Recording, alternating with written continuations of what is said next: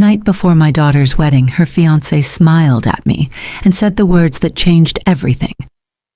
"You know what would make the perfect gift, Mrs. Carter? If you just disappeared."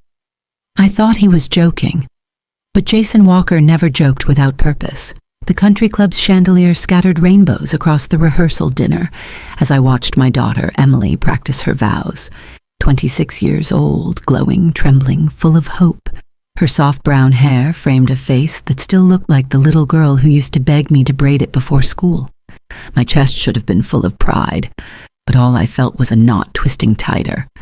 Jason leaned toward her, whispered something, and she laughed, then glanced at me with polite detachment. I caught the flicker in his eyes. Triumph. He had already begun erasing me. Later, Jason asked to speak privately. We stepped into the library, my heels clicking on the polished floor. The scent of oak and cigar smoke filled the air. He closed the door, and the smile fell away like a mask slipping. "Linda," he said, his tone suddenly sharp, "Emily and I have been talking about our future. We want to start clean. No interference. No overbearing parents calling every week." I stared at him. Overbearing? He swirled the amber liquor in his glass, pretending casual confidence. "Let's be honest. You've been in control long enough. It's time you stepped aside. Think of it as your wedding gift to us, disappearing." The words sliced deeper than he could have known. "And if I don't?" I asked quietly. Jason smiled again, that smug, polished grin that made my skin crawl. "Then Emily will have to choose between her husband and her mother, and I think you know how that'll go." He walked out without waiting for my reply, leaving me in the heavy silence of that room. I looked at my reflection in the dark window. 53, widowed, exhausted, and now apparently disposable. But Jason Walker had made a mistake. He thought I'd fade quietly. He didn't know I'd spent my life surviving worse than him. And by tomorrow evening, he'd learn what happens when you tell a mother to disappear. Because I planned to grant his wish, but not the way he expected by dawn. I'd already made up my mind. If Jason Walker wanted me gone, I'd vanish, just not the way he imagined. The house was quiet except for the low hum of the refrigerator. I stood at the kitchen table, staring at the deed to my lake cottage, the one Emily had dreamed of since she was a teenager. She told all her friends it would be her and Jason's honeymoon getaway. What she didn't know was that the deed was still in my name, and always had been. The cottage had been my late husband's last gift before he passed, my sanctuary, my retirement dream, and Jason thought he'd get it for free. I brewed a pot of coffee and opened my laptop. My fingers hovered over the keyboard only a second before typing an email to Karen Wells, my realtor. "List the lake property immediately. Price to sell fast. Cash buyers only." I hit send and smiled for the first time that morning. Next came the phone calls. The caterer, the florist, the photographer. All of them heard the same calm voice making small last-minute changes. And then came my favorite call. "Helen, I need one white envelope at every guest's seat tomorrow night," I said to the caterer. "Envelopes?" she repeated, suspicious. "Yes, I'll bring them in the morning. Consider them very personal wedding favors." By the time the sun crept through the blinds, 60 envelopes sat neatly stacked on my kitchen counter, one for every guest. Inside each, a little piece of truth about Jason Walker, because over the last 6 months I'd been doing my homework, every exaggerated story, every business deal, every late-night phone call he brushed off as work. I'd traced them all. Turns out Jason wasn't a young financial prodigy. He was a scam artist with 3 failed LLCEs, a suspended trust fund, and a trail of people who'd invested in his ventures and never seen a cent again. Tomorrow, the world would learn who he really was, at his own wedding. Jason told me to disappear from his life forever. I planned to do exactly that, right after I destroyed his. The morning of the wedding was bright and cold, the kind of crisp autumn day photographers dream about. I arrived early at the Riverside Country Club, the box of white envelopes tucked neatly in my arms to anyone else. I probably looked like a proud mother helping finalize details. Inside, though, I was a storm waiting to break. "Linda, you're up early," called Helen, the caterer. juggling trays of champagne glasses. Couldn't sleep, I replied smoothly. Here's what we talked about. She eyed the box suspiciously. These are the envelopes? One per table, exactly as I said. And if people ask me what's inside, they won't, I said, my voice calm and certain. They'll be too busy reading. By the time I reached the bridal suite, the air smelled of hairspray, perfume, and champagne. Emily sat surrounded by her bridesmaids, glowing, laughing, oblivious. Her silk robe shimmered as she turned to me. "Mom, you look amazing," she said. I smiled, swallowing the lump in my throat. "So do you, sweetheart. Nervous?" She nodded. "What if something goes wrong?" I kissed her forehead. "Then maybe it's the universe saving you from a mistake." She laughed, not catching the weight of my words. "You sound so dramatic today." "Maybe," I said softly, "but sometimes a little drama saves a life." The ceremony was picture perfect. Flowers, music, tears. My brother walked Emily down the aisle. Jason stood waiting, handsome in his tailored suit, that same polished smile plastered on his face. When their eyes met, she looked like every bride in every fairy tale. And me? I sat in the front row, feeling both heartbreak and grim satisfaction. When the minister said, "You may kiss the bride," Jason dipped Emily dramatically. Soaking in the applause, cameras flashed, guests cheered. He thought he'd won, but the truth was already waiting for him at every dinner plate inside that reception hall. By the time the first toast was raised, Jason Walker's perfect life would be nothing but smoke and ashes. Dinner began like any other wedding reception. Laughter, clinking glasses, soft jazz from the quartet near the stage. The room glowed with candlelight, filled with the smell of roasted salmon and champagne. And at every seat, waiting quietly beside each folded napkin, was one of my envelopes. The master of ceremonies smiled into the microphone. "Before we begin dinner, the bride's mother has asked that everyone open the small note at your place, setting a personal thank you from the Carter family." 60 envelopes tore open in unison. Then came silence. It started with a confused murmur at table 3, where Jason's old fraternity brothers sat. Then a sharp gasp from table 5, where Emily's sorority friends were seated. The music faded as conversations died out. Guests were reading, whispering, then staring directly at Jason. I took a slow sip of my wine. Jason's best man stood up, waving his paper in disbelief. "Jason, what the hell is this? You owe me 10 grand from that startup we launched last spring." Another voice shouted from across the room. "He owes me 8. He said we were partners." Then another. 5,000 for the restaurant franchise that doesn't exist. Each accusation hit like thunder. Emily turned to her husband, her face draining of color. "Jason, what are they talking about?" Jason's smile flickered, then vanished.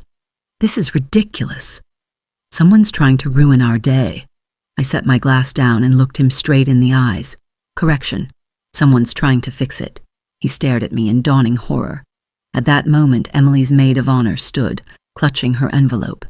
"There are police reports in here. Is this real?" Jason's voice cracked. "This is all fake. She's crazy." "Crazy," I said evenly. "Maybe, but I'm not the one who conned half this room." Gasps rippled through the hall. Emily stood frozen, her perfect wedding trembling on the edge of collapse. Jason wanted me gone from their lives forever. But after tonight, it wouldn't just be me disappearing. The reception hall sounded like a courtroom on fire. Voices clashed, chairs scraped, and Jason stood in the middle of it all, the color draining from his face. "Linda," he snapped, trying to salvage control, "you've lost your mind. This is slander." I folded my napkin carefully, calm in the storm. "You told me to disappear, Jason. I just made sure everyone knew why I did." Emily's trembling hands clutched the papers from her envelope. "Mom, this says the lake cottage was sold?" I nodded. "Closed this morning. Cash buyer." Her lip quivered. "You sold our wedding gift." "It was never yours," I said quietly. "It was mine, just like the truth." She turned to Jason, confusion warring with shock. "You said Mom gave it to us months ago." Jason's eyes darted around the room, calculating. I I was going to finalize it after the honeymoon. Liar, muttered one of his investors. Then came the breaking point.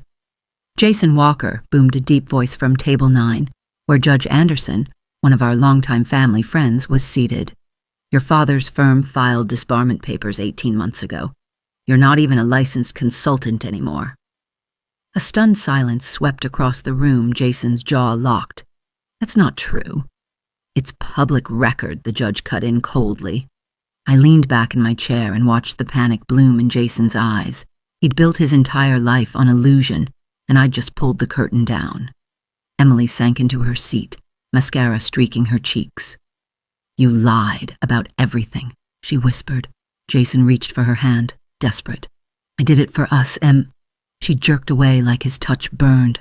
Around us, phones were out, cameras recording, whispers multiplying. The perfect wedding was officially a viral disaster, and just when I thought the damage was done, I saw the flashing red lights of police cars pulling into the driveway. By the time the police arrived, the reception hall looked like a battlefield draped in white linen and roses. Half-eaten dinners sat untouched. The cake leaned sideways on its stand, and my daughter's wedding gown was streaked with mascara and tears. Detective Harris, a broad man with calm eyes, approached me. Mrs. Carter, we'll need a statement. Guests claim this was a setup. I nodded. Not a setup, detective, a correction.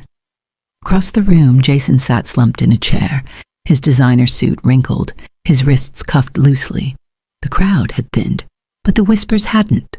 Fraud, embezzlement, fake trust fund, every word another nail in his coffin. Emily stood near the window, staring at the night beyond the glass. When she finally turned to me, her face was pale and unreadable. Mom, how long did you know? I sighed. About 6 months. The stories didn't add up, so I started looking. You investigated my fiancé? She snapped, voice trembling. I protected my daughter. I reached into my bag and handed her the file, the reports, the bank statements, the proof. Her fingers shook as she flipped through the pages. Why didn't you just tell me? She whispered. Would you have listened? I asked softly. Her silence answered for her. Jason tried one last time to reclaim the spotlight. This is insane. None of this will hold up in court. I'll fix this, Emily, I swear. Detective Harris stepped forward. Jason Walker, you're under arrest for fraud and conspiracy. The metallic click of the cuffs echoed like an exclamation mark. As they led him away, Jason turned his head, locking eyes with me. You think this ends with me, Linda. You don't know who you're dealing with. A chill crawled down my spine. For the first time, I realized Jason wasn't just a liar. He might be part of something much bigger and far from over. The morning after the wedding felt like waking up from a nightmare that hadn't quite ended. Empty champagne flutes and discarded programs still cluttered the kitchen counter. My phone buzzed nonstop, messages from relatives, gossip from neighbors, reporters asking for comments. Emily sat across from me in my old robe, nursing a mug of coffee. Her eyes were swollen, her voice hoarse. I can't believe I ever loved him, she said. I can't believe I didn't see it. You saw what he wanted you to see, I told her. That's what con artists do best. A knock came at the door. When I opened it, David Ross, the private investigator I'd hired months ago, stood there with a folder under his arm. His expression was grave. Morning, Mrs. Carter. I heard what happened. Congratulations. Your timing was impeccable. Not sure congratulations fits the occasion, I said dryly. He followed me into the kitchen, glancing at Emily with a sympathetic nod.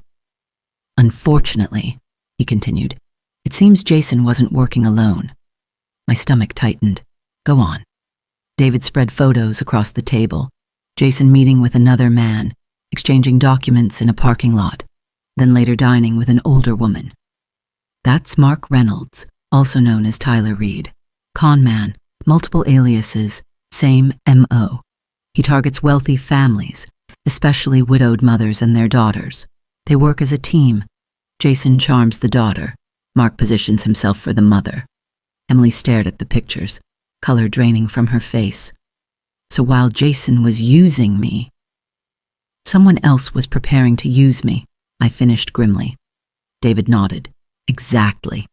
And according to recent surveillance, they've already set their next target, another mother-daughter pair in Santa Monica. He slid a photo toward me, a smiling woman in her 50s, and her younger daughter on a beach. I felt the same icy rage that had carried me through the wedding night. We have to warn them. David's gaze was steady. Then we'll need your help again. Jason's in custody, but his partner isn't. Jason Walker might be behind bars, but the game he started was still being played. And this time the stakes were higher than ever. By Monday morning, my living room looked like an evidence board from a crime drama.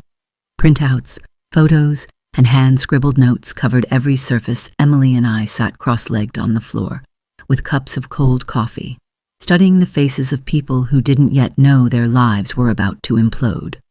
The woman in the photograph, Victoria Hale, 58, widowed, recently inherited several million from her late husband's estate. Her daughter, Lila, a bright 25-year-old teacher, and standing beside her in a few recent photos, a tall, confident man with the kind of grin that made my stomach turn. Mark Reynolds, Jason's partner. David Ross stood near the window, scanning his phone. He's been seen around Victoria's charity events, making himself useful. If we don't move fast, he'll have access to her finances by the end of the month. Emily shook her head. We can't let this happen again. Agreed, David said, but we need evidence, enough for a warrant, not just suspicions. I leaned back in my chair.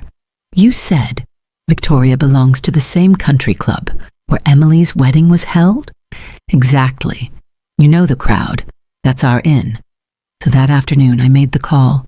Victoria, this is Linda Carter. We met at the club's charity gala last year. I heard you've been spending time with someone new. I'd love to catch up. She sounded warm, even excited. Oh yes, Mark, he's wonderful. You'd adore him. I smiled grimly. I'm sure I would. When I hung up, Emily looked at me uncertainly. Mom, are we really doing this? Getting involved again? I met her eyes. You saw what Jason did to us. Imagine what it'll do to them if no one stops it. David nodded. Then tomorrow, we meet Victoria Hale. But be careful. Mark Reynolds is smart. He'll sense anything that feels off. As I stared at the smiling faces in those photos, I realized something chilling. Mark wasn't just repeating Jason's game, he was perfecting it. Tuesday evening found Emily and me sitting in Victoria Hale's elegant living room, a place so polished it almost felt unreal. Family portraits lined the walls, and a grand piano gleamed beneath a chandelier. Victoria was gracious and soft-spoken, the kind of woman who trusted easily because life had rarely given her reason not to. David. Ross had briefed us before the meeting. Don't accuse, don't alarm, just plant doubt. So I started gently. Victoria, I know this might sound odd, but I've seen the man you're dating before. His name isn't really Mark Reynolds. She blinked, uncertain. Excuse me? He's a con artist. He and a man named Jason Walker ran financial scams on women just like you. Jason's now in custody. Her hands trembled slightly as she reached for her tea. That can't be right. Mark's kind, generous. He volunteers at the community center. I slid a photo across the table. Mark dining with Jason 6 weeks ago. The color drained from her face. Emily leaned forward softly. Mrs. Hale, I know how this feels. I was engaged to Jason. They're professional manipulators. They make you feel like you're the only person in the world. Victoria's eyes filled with tears. My daughter, she adores him. She was just talking about introducing us this weekend. I took a breath. Then we need to act before that happens. If we confront him directly, he'll vanish. But if we let him think everything's fine, we can expose him. David had suggested the plan, a dinner trap.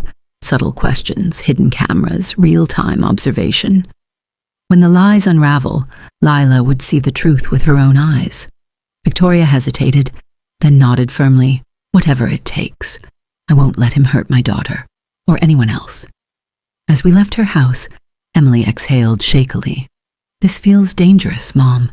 It is, I admitted, watching the sunset bleed across the sky. But sometimes, You have to walk into danger to make sure no one else does. Tomorrow night, Mark Reynolds would sit down for dinner, believing he was meeting his future in-laws. He'd have no idea he was walking straight into his own undoing. Wednesday evening, Victoria's dining room looked like something out of a magazine. Polished silver, soft jazz, perfectly staged smiles. Only we knew it was a trap. Hidden microphones were tucked in the floral centerpiece.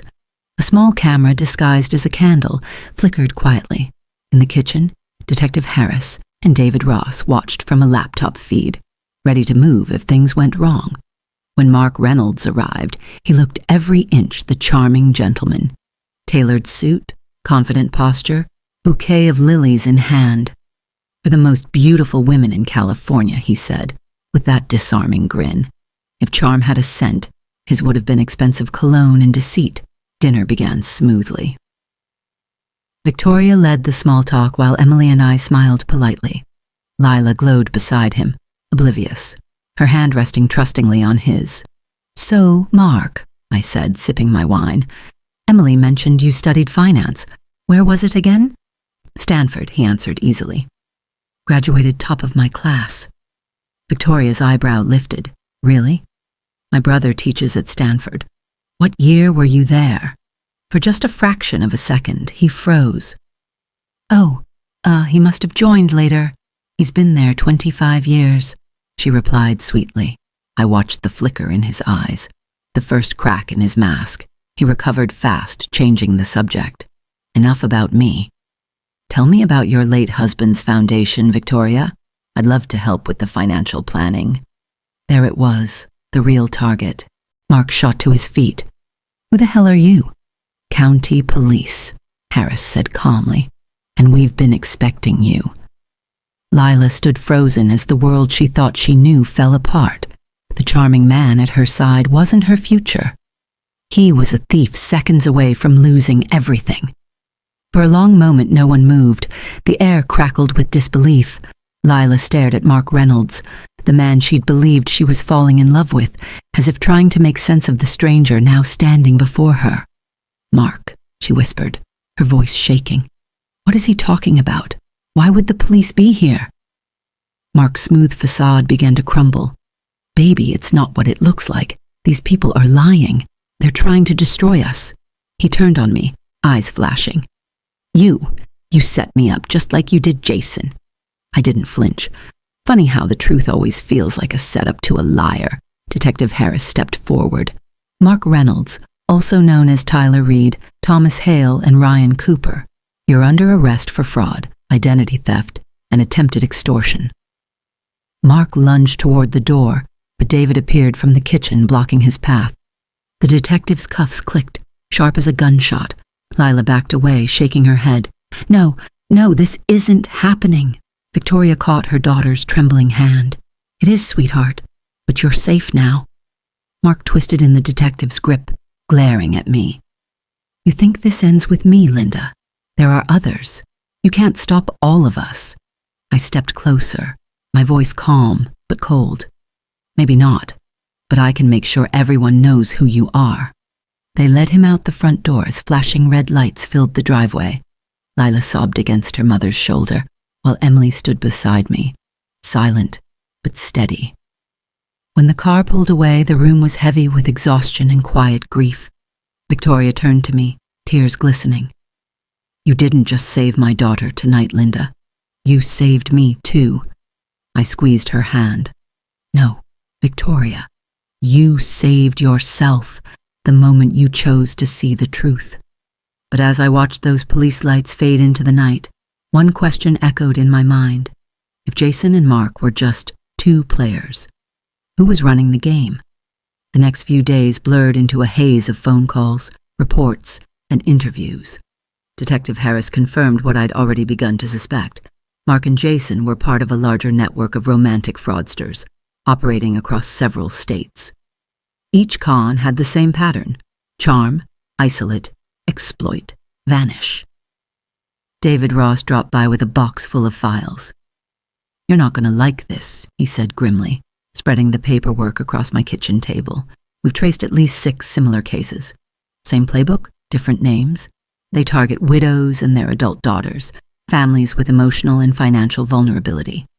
Emily's face hardened. So, they just move from one family to the next? Like it's a business?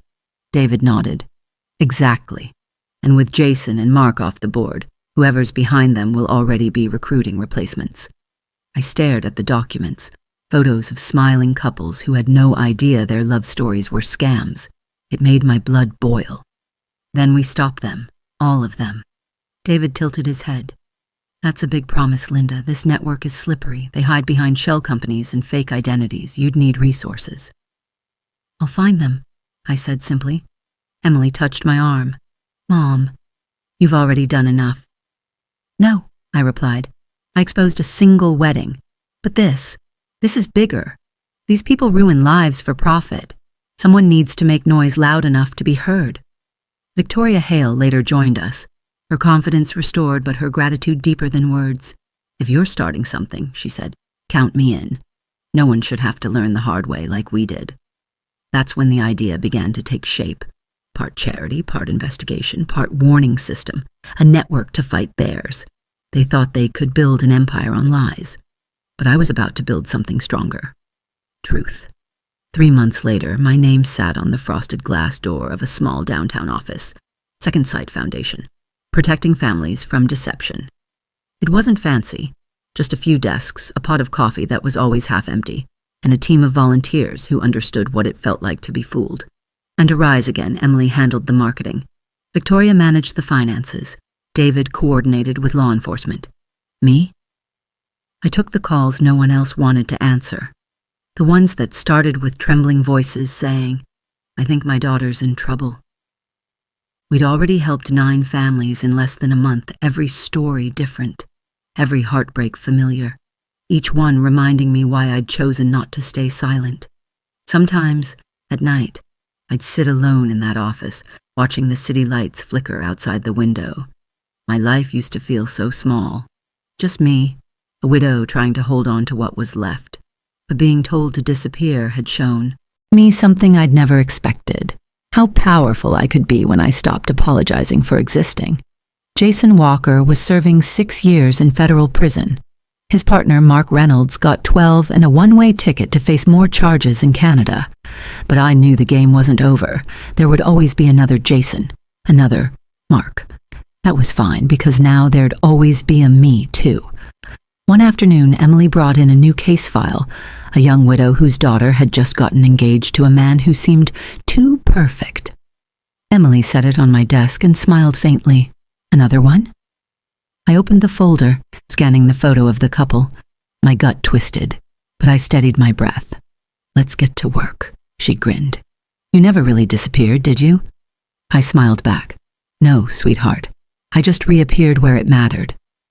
Because sometimes, the best revenge isn't vanishing into silence. It's becoming the voice no liar can ever silence again.